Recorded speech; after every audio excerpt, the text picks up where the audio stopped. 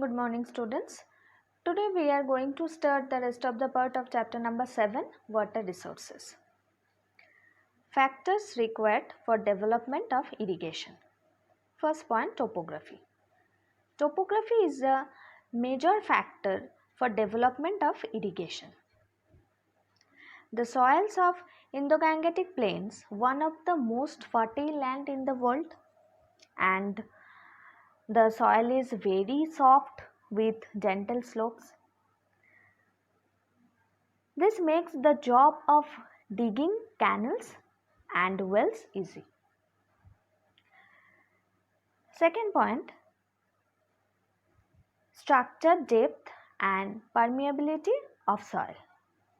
The presence of deep clay in the subsoil acts as a reservoir for storing rainwater, which percolates down during the rainy season.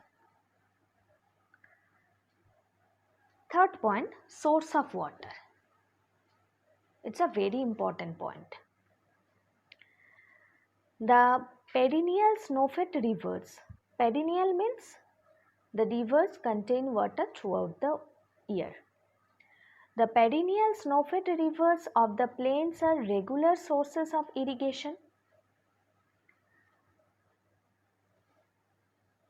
In peninsular India, the hard rocks are difficult to dig and the rivers are seasonal. Hence, in this region, tank irrigation is more common. So, these are the factors for development of irrigation. Okay. Means of irrigation.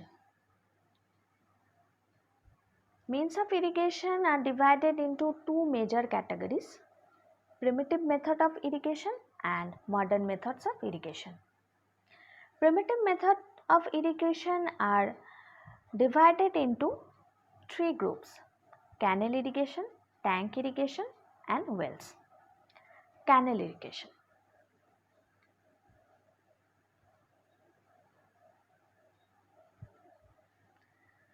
This type of irrigation is more prevalent in northern part of India, where the rivers are perennial. Conditions necessary for digging canals. First point, low level relief with deep fertile soil. And second point, perennial source of water. Snow-fed rivers which may be used for the development of canal irrigation. Canals in India are of two types.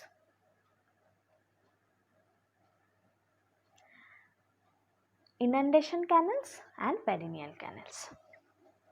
What are inundation canals? Inundation canals are taken out from the rivers when they are in flood and there is excess of water.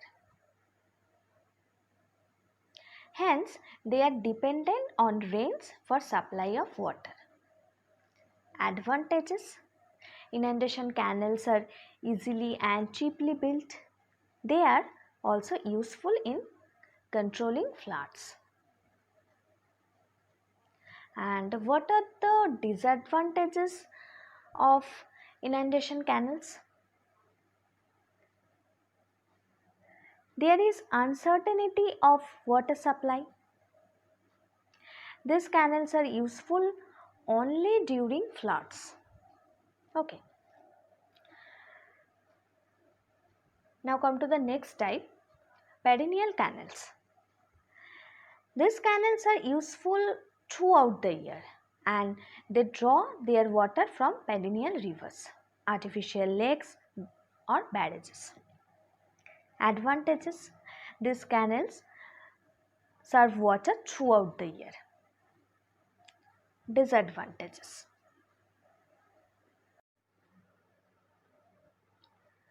problem of salt effervescence. Due to overflooding of the fields, which makes the soil unsuitable for cultivation. To save the overflooding, it is very necessary to line the canals with bricks along the embankments, and it is very expensive to construct. Irrigation by canals is more suitable in northern India as compared to the south, because the rivers of northern plains are perennial as they are snow fed, whereas in southern India rivers are seasonal. The surface of the northern plains is flat and soft, and hence it is easy to dig. But in the south, the region being rocky is difficult to dig. Now come to the next point, tank irrigation. Tanks are used mostly in peninsular India, where the underlying hard rocks do not allow the water to seep through. Favorable conditions. Most of the area of peninsular India is uneven with many natural depressions where the tank can be built. The Deccan Plateau consists of underlying hard rocks which are non-porous. These rocks do not allow the water to seep through, and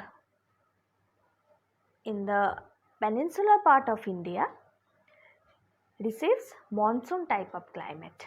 Hence, these tanks collect water during rainy season. Okay. What are the advantages of tank irrigation? Tank irrigation is cheaper than other type of irrigation, as the water is collected and used in dry season. The tank water is used for domestic purposes in villages. Disadvantages. Tanks are shallow. Large amount of water is wasted through evaporation, and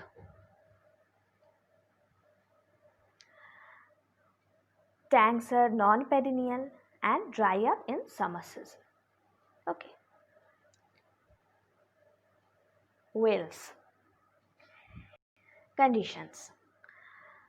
The water table should be high. Second condition, the ground should have soft rocks. Most suitable to dig the wells along the river beds. There are two types of wells, surface wells and tube wells. Surface well means ordinary well. It is very cheap to construct. Surface wells may be unlined or lined. Unlined wells are also known as kacha wells. These are not lined by bricks or cement. Lined wells are also called pakka wells, and these are lined with cement or brick. These are mostly covered and safe for supplying drinking water as well for supplying of water for domestic purposes and irrigating the farms. Advantages. Well is simplest and cheapest source of irrigation, and the poor Indian farmer can easily afford it. What are the disadvantages of surface wells? The main disadvantage of wells is that the surface wells are not deep, so they may get dried up during summer season, and they can irrigate only a small area. Next, tube well. A tube well is a bore well which is dug deep in the ground with the help of a drilling machine. The water is pumped out manually as well as with the help of electricity. Conditions. What are the favorable conditions? Water table should be high with perennial water supply. The ground should be soft, preferably alluvial soil. The area must get adequate rainfall so as to replenish groundwater. Cheap hydroelectric power is available to draw water through the tube well with the help of pump.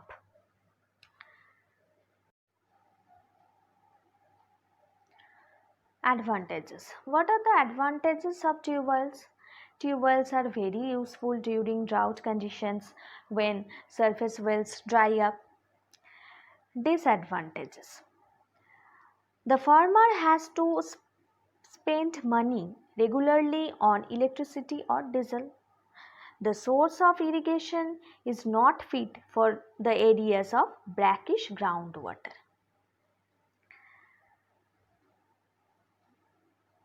Next, modern methods of irrigation. Modern methods of irrigation are divided into three categories: sprinkler irrigation, drip irrigation, bamboo irrigation. First point, sprinkler irrigation. Sprinkler irrigation systems includes the application of water in the form of a spray.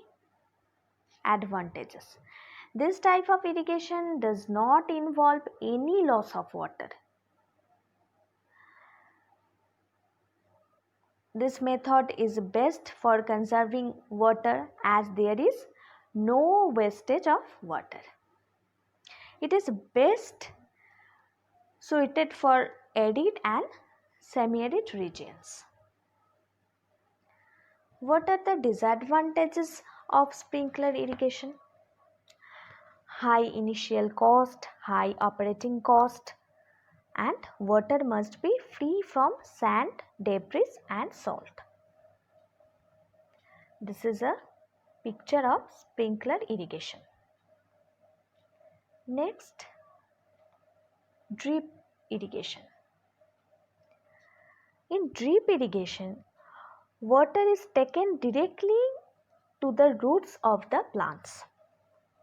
What are the advantages of drip irrigation? Field leveling is not necessary. Moisture within the root zone can be maintained at field capacity. Soil types plays less important role in frequency of irrigation. Labor cost is less than other irrigation methods. Okay. Next type, bamboo irrigation system. In the northeast part of India, in Meghalaya, a 200-year-old system of tapping stream water by using bamboo pipes is prevalent. About 20 liters of water enters the bamboo pipe system and is transported over hundreds of meters. Advantages.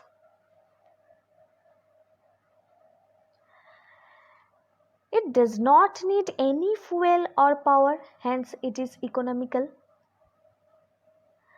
It can be implemented in regions where bamboo is available for free or at low cost.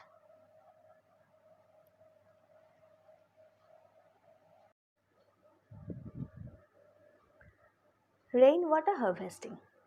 Water harvesting involves all the different methods of conserving and collecting rainwater. It is the simplest and most efficient method of water conservation. There are various methods of water harvesting like rainwater harvesting, recharging of groundwater. So, what is rainwater harvesting? The activity of collecting rainwater directly or recharging it into the ground to improve underground water storage in the aquifer. It is the most important technique for storing water and later using it during drought condition. Okay.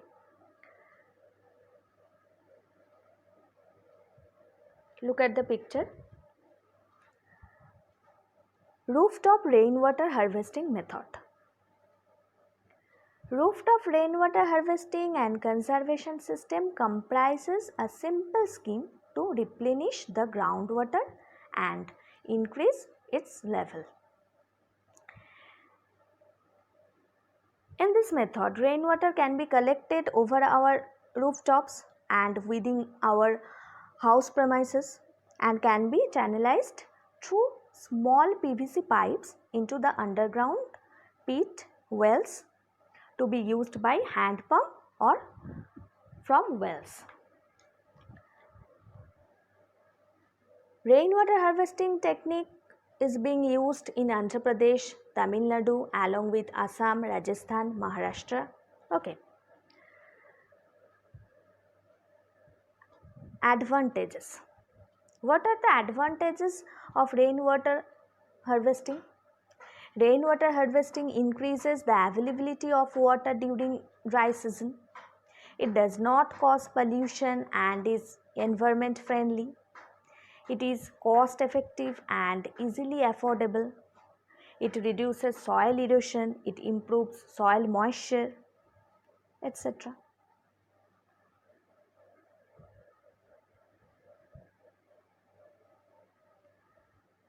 Recharge of groundwater. It is a new concept of rainwater harvesting. The structures generally used for some purposes like pit recharge, dug wells. Pit recharge. Pits are constructed to recharge the shallow aquifers. Second, dug wells. Water is carried with the help of drain pipes to a filtration tank from where it flows into the dug wells. The water that is collected on the rooftop of buildings is also diverted to the dug wells. Right?